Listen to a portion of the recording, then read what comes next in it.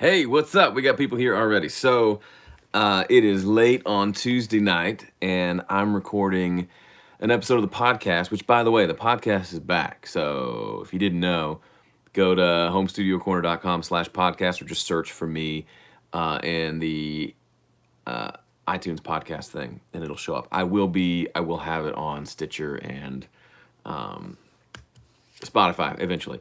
But part of the podcast now, I'm not doing it live anymore, but I am still incorporating questions, asking questions. So I kind of just jump around between Facebook, Instagram, and YouTube to get questions. So I would love to know, do you have any questions?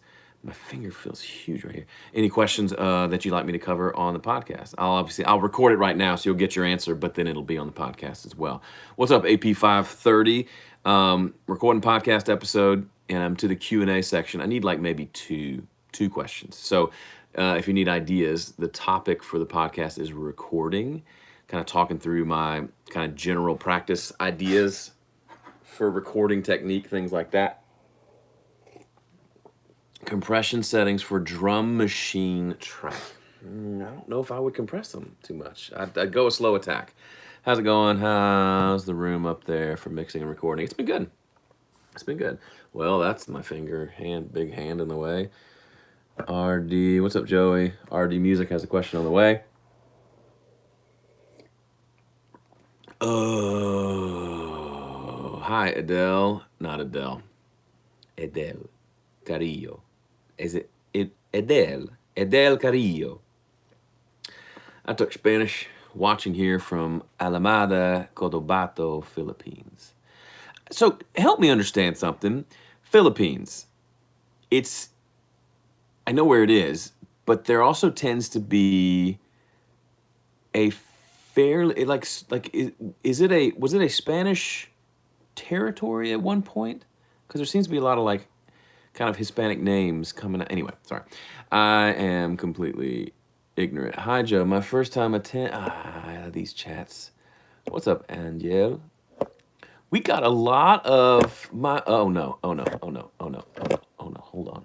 Goodness, I can't be trusted with this thing. Got a lot of our Latino friends hanging out tonight. I love it. I love it.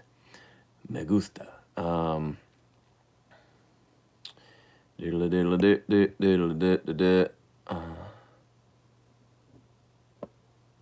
Congrats on getting bored with personas. Thank you. Marida Yucatan. I don't know what that means.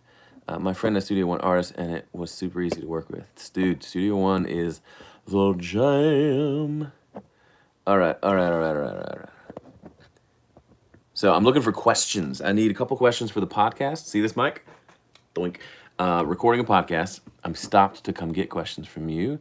Paul Lee in Hong Kong. I will stay healthy. You too.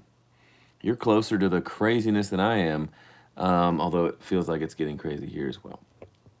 Been a long time since I caught a live stream. What's up, David Pratt? What's up, buddy? I can't read this. I'm too old.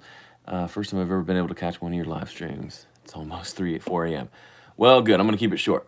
Yucatan near Mexico. I'm not sure why you're telling me that, but yes, Yucatan is near Cancun, Mexico. You got any tips on dealing with payments when working with clients remotely? PayPal. Yeah, that's a good one. Let's do that. Okay, let me record this. So I'm going to go back and forth between recording live. Ooh, I like the recording and mixing with open ear headphones. I like that question better. So the payments question, I would just use PayPal. That's what I use. It works well. All right, let me find that question. Tips for recording and mixing with open ear headphones. Okay, let's do that. Why is my face cut off? Hey, face. Great. Okay, so I'm recording. Let me.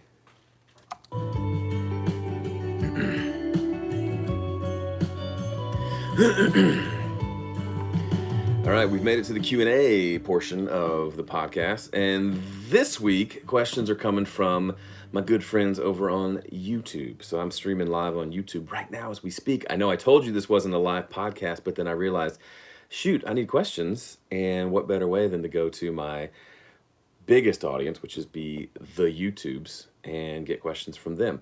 So one question I got just now that I thought was super great is tips on dealing with open back headphones for recording and mixing. So in case you didn't know, headphones come in lots of flavors, but the two kind of big categories are closed back and open back. Chances are you've got closed back headphones if you're not sure. The MDR 7506s, I like this, the Sennheiser HD 280s. They're closed headphones. That's what they're meant to be. They wrap around your ear. They're circumaural. Huh, how's that for your big word of the day? And they're great for recording because they allow you to kind of hear a little, like we talked about earlier. They allow you to hear what's going on and give you some isolation from the outside world. They're great for recording, and any headphones can absolutely be used for mixing. It's more of a challenge. You have to learn to do it, but it's absolutely possible. Open back headphones, they tend to be better for mixing and mastering because they tend to be a little more accurate. They're open, like literally I'm wearing a set of open headphones right now, and if I snap my fingers, I can hear that just fine. It's as if I'm not wearing headphones almost. It's almost like the speakers are just dangling outside my ear, and I can hear what's happening through the headphones, but I can also hear what's happening outside. Now, why would they do that? Something about not having everything enclosed allows it to be a more accurate sound. If you imagine putting a speaker inside a tiny room, a tiny cave surrounding your ear, that's going to cranking the click going to them, but they couldn't hear it. And as it turns out, after much kind of trial and error, realized most of the musicians had open back headphones, and they were all playing in a room together, and they couldn't hear themselves over the drums that were a few feet away from them. Finally figured out they were using open back headphones, which is just not good for that situation because you hear everything. So for tracking and recording, just in general, I recommend closed back headphones. If you use open back headphones, even for something simple like acoustic guitar, if you're playing to a click track, that click sound is going to come out of the headphones and get picked up by the microphone, and that's super annoying. That still happens with closed back headphones, but with open, it's especially difficult. Open back headphones are also really good for vocals.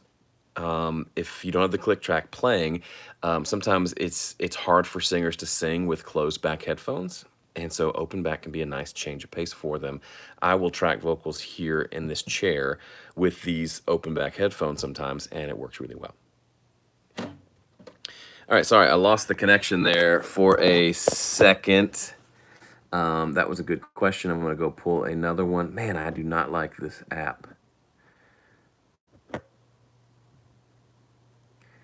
USB 2.0 and Firewire on latency. Well, you can't buy Firewire anymore, so I don't know if that's really if it really matters. Firewire is old school. When sending vocals to a bus, do you mix them in the mix with the bus fader or individual faders?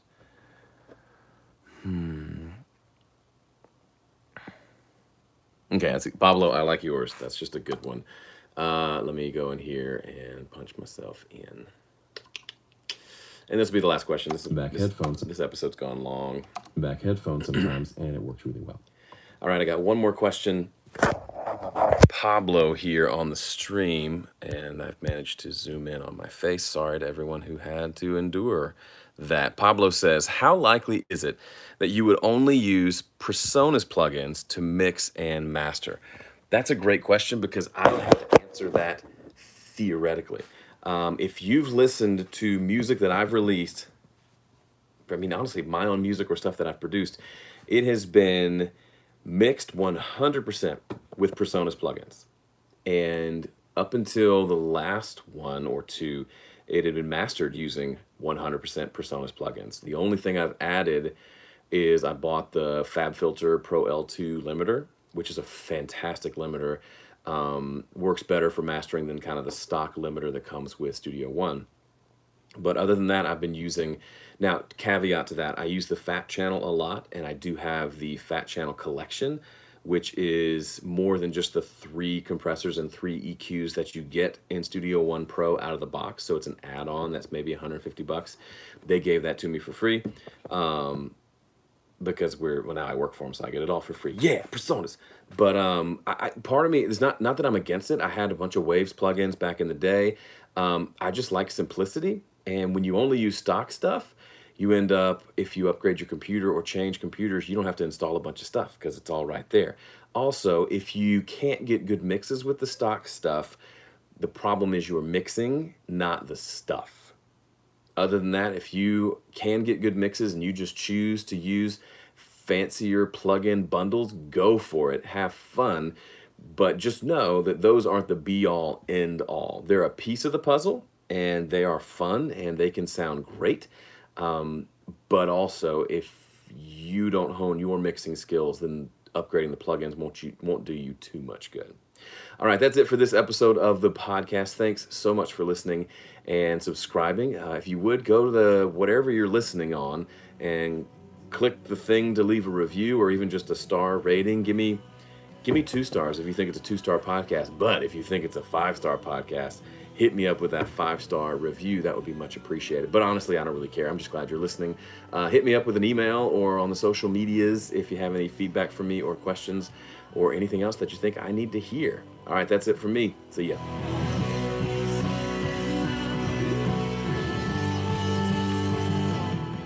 All right, y'all. Thanks for hanging out. I gotta go.